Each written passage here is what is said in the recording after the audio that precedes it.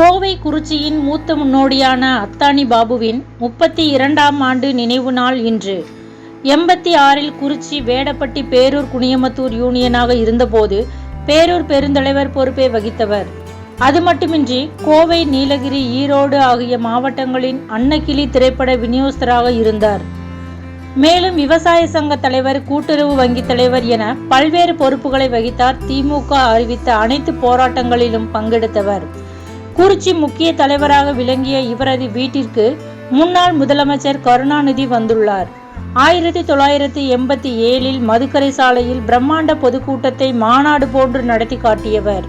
கூட்டத்தில் அனல் பறக்க இவர் பேசிய பேச்சுக்கள் இன்றும் திமுக மூத்த முன்னோடிகளுக்கு ஞாபகத்தில் இருக்கும் என்றால் அது மிகையல்ல.